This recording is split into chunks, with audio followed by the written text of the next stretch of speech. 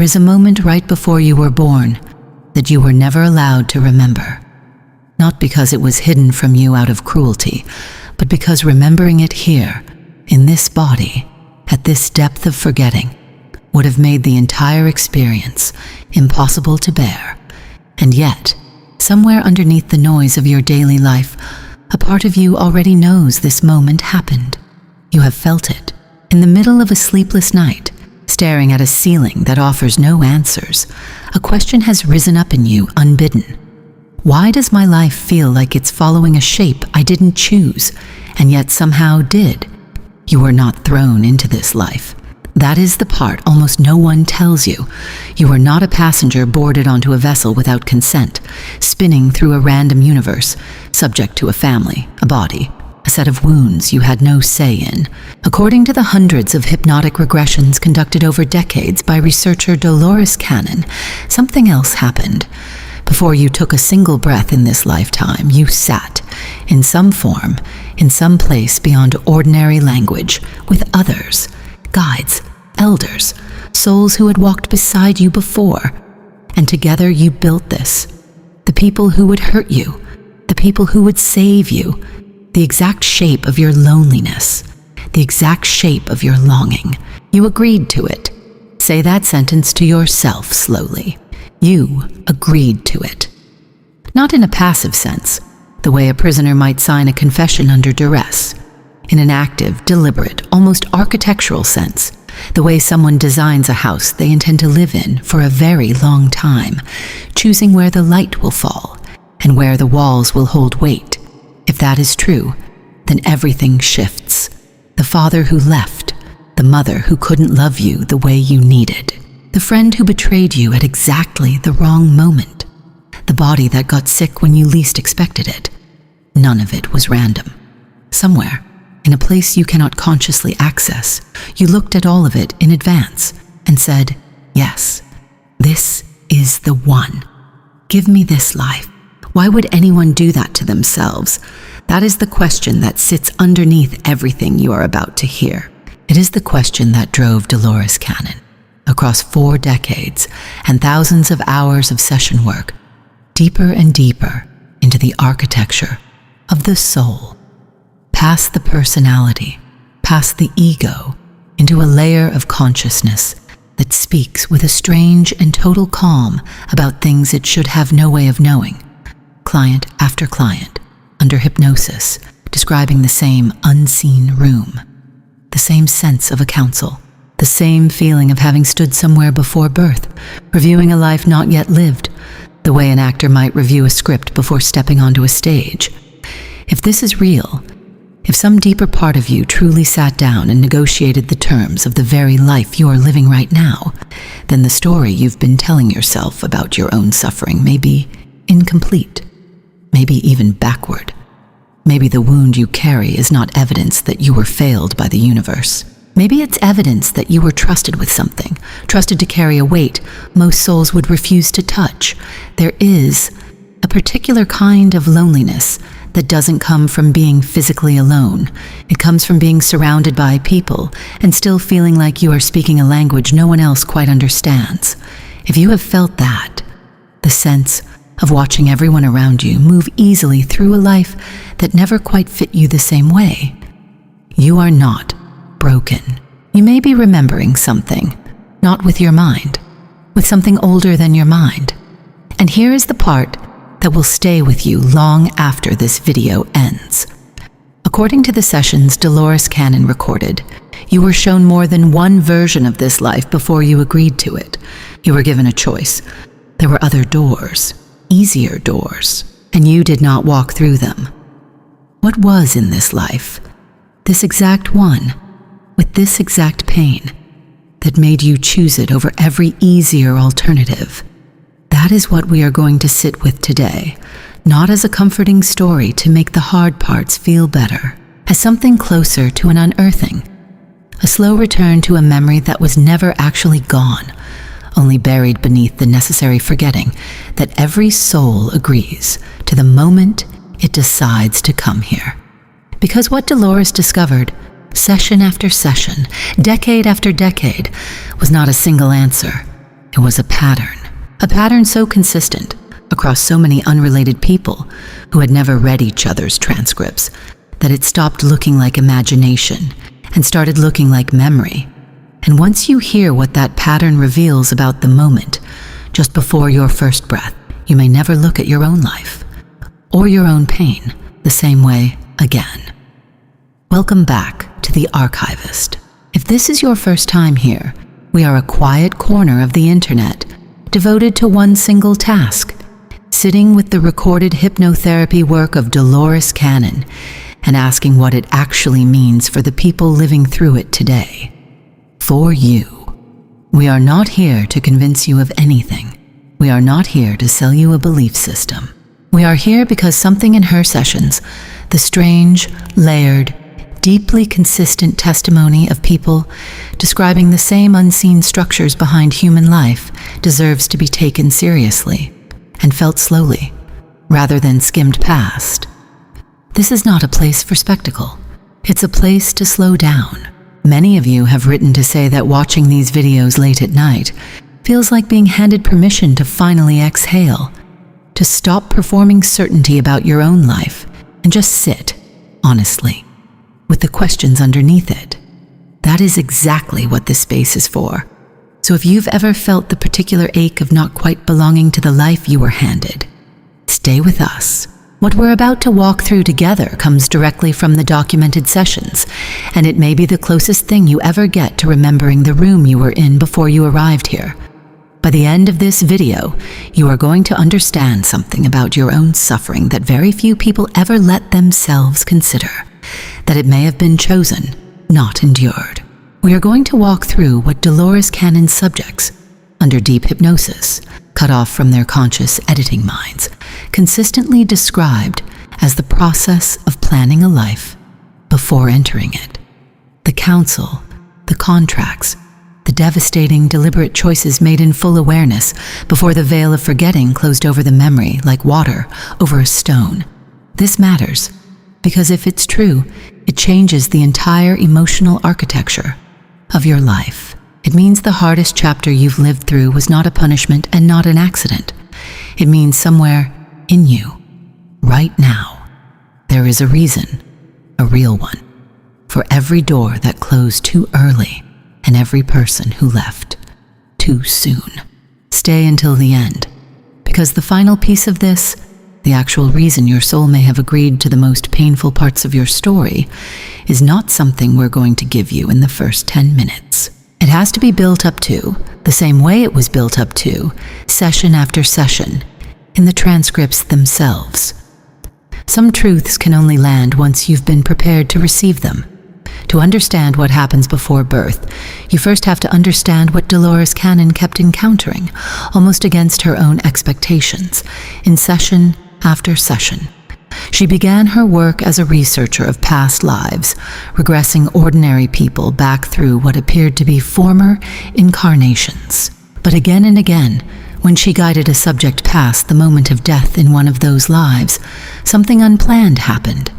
Instead of drifting into vague spiritual imagery, the subject would describe arriving somewhere specific, a space, a gathering, a group of presences, sometimes called elders, sometimes called the council, sometimes described simply as the others, who were waiting calmly to review what had just been lived.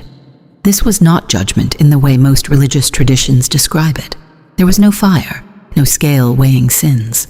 What her subjects described, over and over, in language too consistent to easily dismiss, was something closer to a debrief, a conversation. What did you learn? What is still unresolved? What would you like to try again? And crucially, what do you want to attempt next? According to the pattern documented across her convoluted universe sessions, it is here, in this space between lives, that the shape of the next incarnation begins to take form, not as a sentence handed down from above, but as a plan constructed collaboratively, the soul itself, together with the guiding presences, deciding what needs to happen and who needs to be involved to make it happen. This is where contracts enter the picture. Dolores' subjects described agreements made with other souls, some long-term, some startlingly brief, each one designed to deliver a specific experience. A marriage that would teach forgiveness, a parent who would teach independence through absence.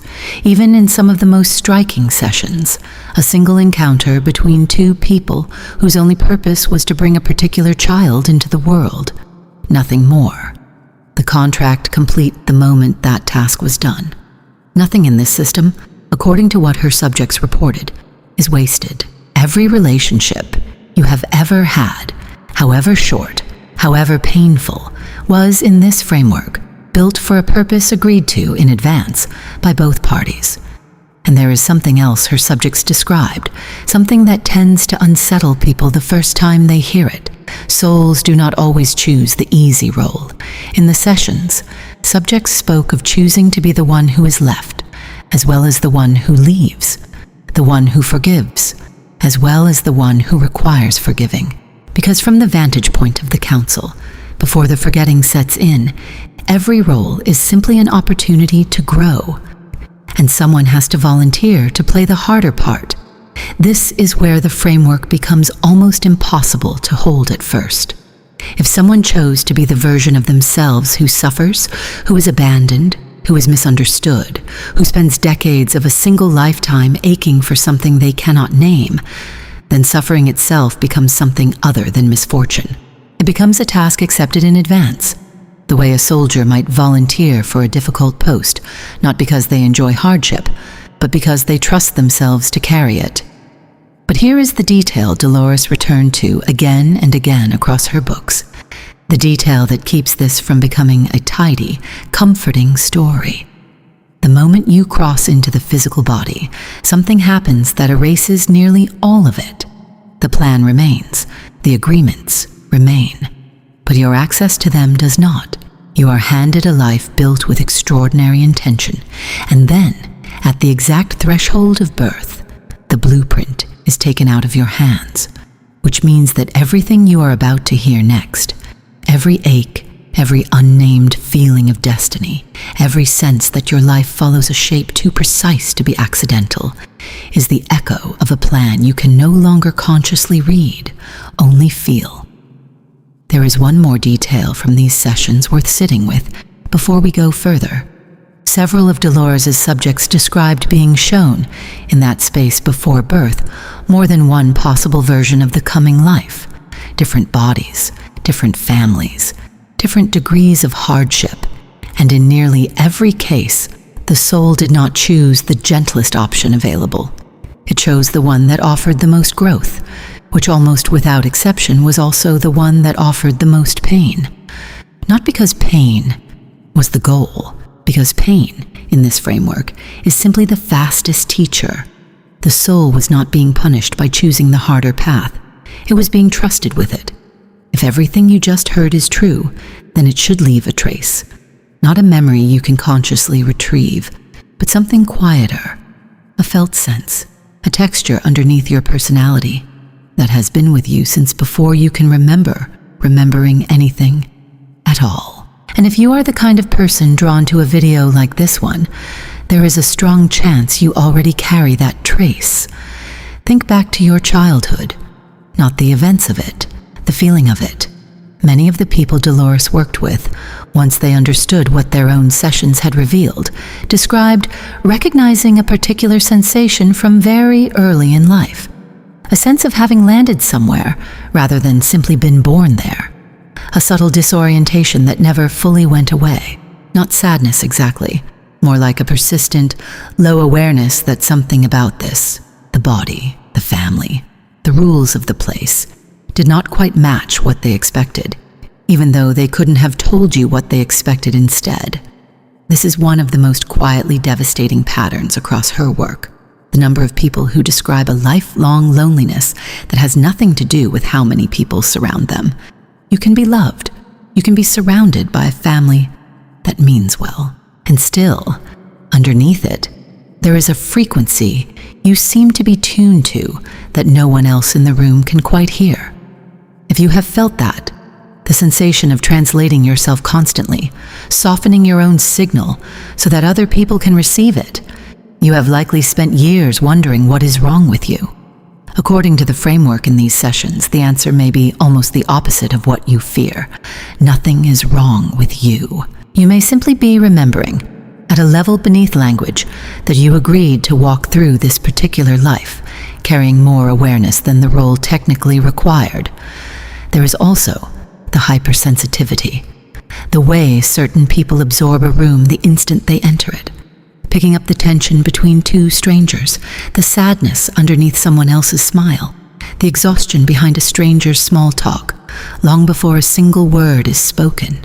This has often been dismissed, even by the people carrying it, as simply being too much, too sensitive, too easily overwhelmed. But across Dolores Cannon's sessions, this quality shows up again and again in the same category of soul, the ones who, before this life began, agreed to come in with less of the protective forgetting than most. Not none of it, just less.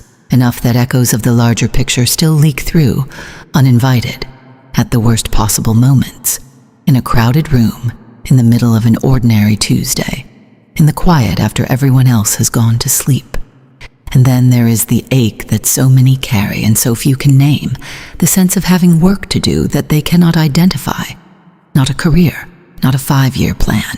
Something underneath all of that, a nagging, wordless certainty that they came here for a reason, and that reason has not yet been touched. People who have felt this their entire lives often describe a strange kind of grief attached to it. Grief for a purpose they can sense the outline of but cannot yet hold. If any of this is landing somewhere specific in you right now, a tightening in the chest, a strange recognition you can't quite explain, that is not coincidence. And it is not manipulation. According to what Dolores documented across hundreds of these sessions, this is what it feels like when a soul begins to remember its own agreement from the inside, without ever accessing the memory directly. The feeling arrives first. The understanding comes later. And once you understand what feeling is actually pointing to, you cannot easily unknow it. You've felt this your whole life, not because you are fragile, and not because you are broken, because you were never meant to fully forget. Just enough, not all. Here is where the frame widens, because none of what you've just heard was ever meant to stay personal. According to the later sessions Dolores conducted, the ones that moved beyond individual healing and into something closer to planetary diagnosis, the timing of your arrival here was never incidental either. Across her later work, a specific and unsettling pattern began to surface, subject after subject describing themselves, not simply as souls who happen to incarnate now, in this century, but as souls who specifically volunteered for this window of time. They spoke of Earth approaching what Dolores came to call a shift, a period of accelerated transformation where the density and difficulty of ordinary life would rise sharply, precisely because so much needed to be resolved, released, and rebalanced in a compressed span of years, and they described choosing, deliberately, to be here for it, not despite the difficulty, because of it. This reframes something that may already be sitting uncomfortably in you, the sense that the world itself feels heavier lately, more urgent, more precarious. If the sessions are accurate, that is not simply modern anxiety or the noise of a difficult news cycle. It is the felt experience of a large number of souls, incarnated at the same time, all quietly carrying the same underlying assignment, to hold more light, more awareness, more conscious presence. Through a period, the old structures of the world were never built to survive intact. This is why the loneliness so many carry is not only personal, it is, in a strange way, collective. If you are one of the souls who agreed to come in with a thinner veil, less forgetting, more felt memory of the larger picture, you may also be carrying, without ever naming it, a quiet awareness that something bigger than your own story is moving right now, and that you are somehow part of it. According to what Dolores' subjects described, ignoring this pull does not erase it. It simply buries it under noise, under distraction, overscheduling, numbing, the low hum of a life lived only at the surface. But the pull remains because a soul does not unvolunteer simply because the assignment turned out to be harder than expected in the body.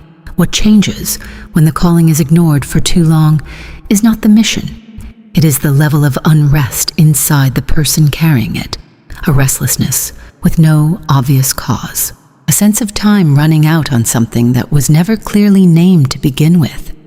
This is the point in the story where the stakes stop being only yours.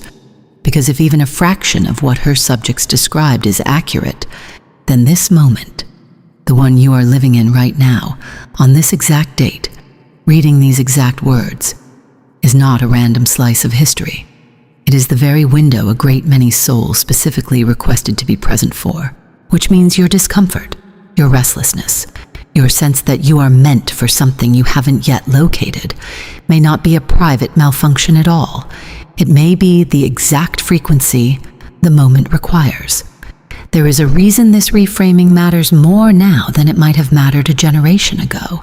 According to the pattern in Dolores' later work, the souls who volunteered for this window did not do so casually. They understood before arriving that the compression of this era, the speed, the noise, the sheer density of change would make forgetting easier and remembering harder than in almost any previous incarnation. That is precisely why so many of you feel exhausted in a way that has no clear medical explanation. It is not simply the modern world, it is the friction between an ancient assignment and a culture built to drown it out. And this is also why ignoring the pull rarely brings peace, even when it looks, from the outside, like the safer choice. Souls who suppress this awareness for too long often describe a creeping sense that time is being wasted, not in the ordinary sense of a missed deadline, but in a deeper sense, as though a window is slowly closing on something they cannot yet name. That feeling, uncomfortable as it is not a flaw in you. According to what these sessions describe, it may be the last honest signal left, still trying to reach you through everything the world has built to keep you asleep. But none of this, the counsel, the contracts, the thinning veil, the sense of mission, is actually the deepest reason your soul agreed to this exact life. There is one layer underneath all of it that Dolores' subjects almost never volunteered right away. It only surfaced when the hypnosis went deep enough, when the personality had fully stepped aside and something older was left speaking. And what it revealed was not about purpose or timing or planetary shift at all. It was about a single, specific kind of debt, not karmic punishment, something closer to a promise made to someone you have not yet realized is standing at the very center of your life right now. Here is what emerged, again and again, once Dolores' subjects were guided past the surface layer of purpose and mission, down into the quietest part of the session, the part where the voice speaking was no longer quite the personality of the client, but something steadier, older, and strangely tender. The deepest reason a soul agrees to a specific life, according to this layer of testimony, is rarely abstract. It is almost never about the world in general. It is about one particular relationship, one person still to come or already present, whom the soul made a private vow to reach, through whatever conditions were necessary to put them both in the same room, at the same time, in the same fragile, breakable human bodies. Everything else, the family, the body, the era, even the planetary shift itself, was, according to this deeper layer, built as scaffolding around that one central promise. This is why so many of Dolores' subjects, describing this part of their sessions, wept without being able to say exactly why. Because underneath every hardship they had just spent an hour explaining, the absent parent, the illness, the years of loneliness, sat something almost unbearably simple.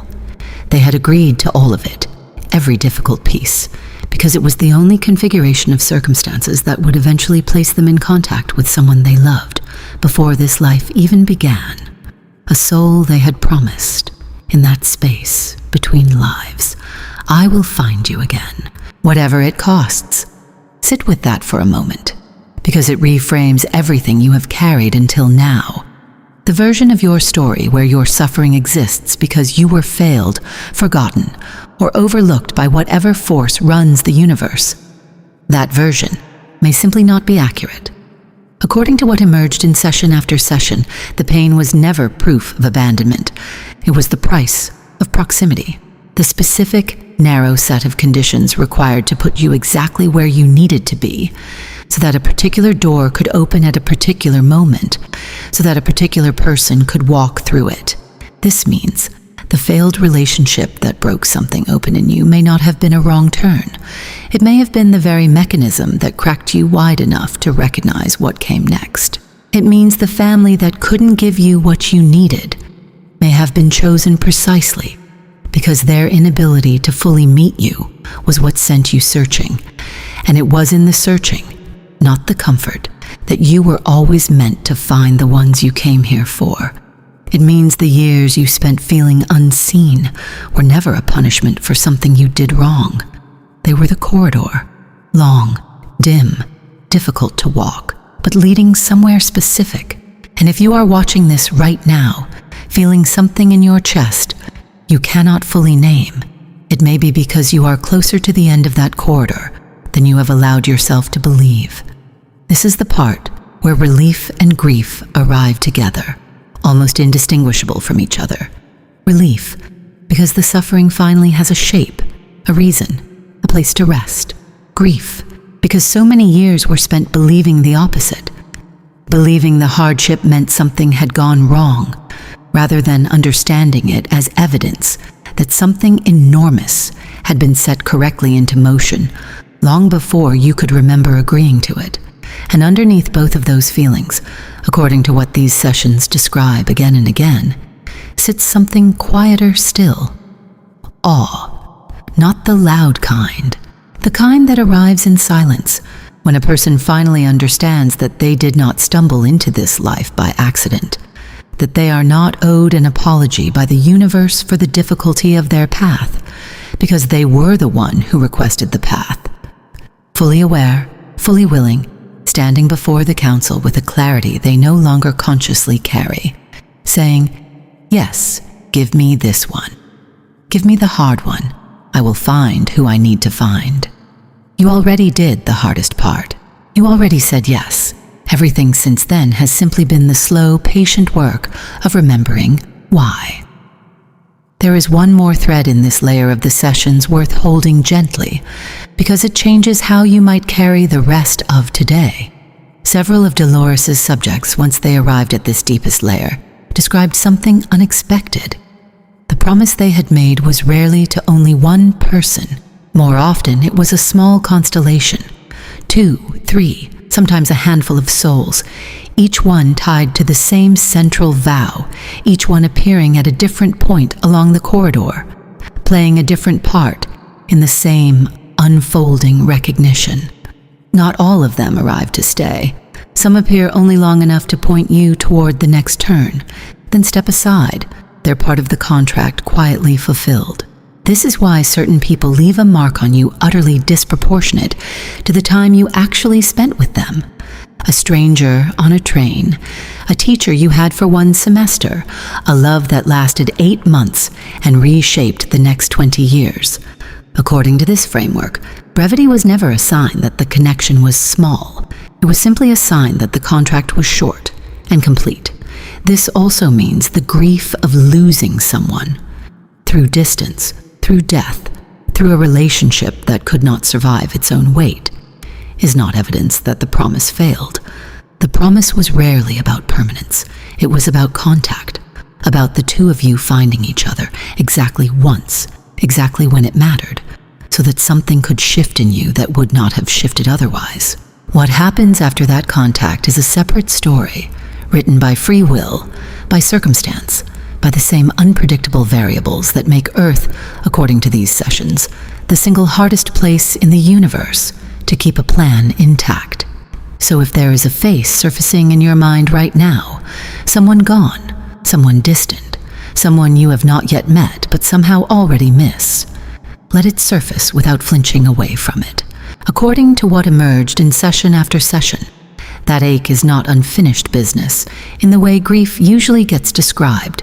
It may simply be the sound of a promise being kept in real time, whether or not either of you can consciously recognize it while it happens.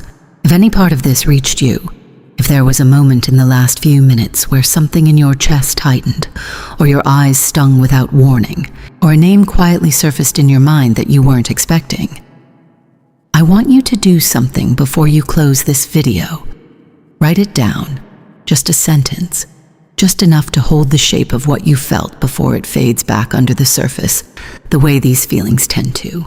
And then, if you're willing, I would love for you to leave it in the comments below. Not for me, for the person reading beside you, scrolling through this same quiet corner of the internet at 2 a.m, wondering if they're the only one who feels this. They are not. None of us are. Tell me which part hit you hardest. Was it the idea of the council sitting with you before this life began, letting you choose?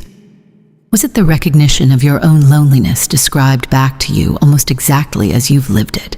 Or was it the deeper layer, the sense that somewhere in your story, there is one specific person you agreed to find, whatever it cost you to get there? And if you've ever felt that you came into this life carrying more awareness than it required of you, more sensitivity, more restlessness, more of that thin, permeable veil we talked about earlier, tell us. Which wave do you feel you belong to? There is no wrong answer here, and there is no hierarchy. There is only recognition, offered quietly, to people who have spent a long time feeling like the only ones who see things this way. This channel exists because of exactly this kind of exchange, not clicks, not algorithms. A slow, unhurried gathering of people willing to sit with the possibility that their pain was never meaningless. If you want to keep going deeper into what Dolores Cannon's sessions revealed, about contracts, about the veil, about the great shift so many of us apparently volunteered for, stay close. Subscribe if this found you at the right moment.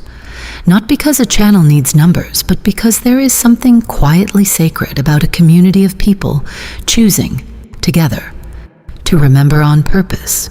You are not required to do anything else right now, except sit with what you already felt. That is enough for today. Before you go, sit for a moment in the stillness this may have left behind. Not every video needs to end with a solution.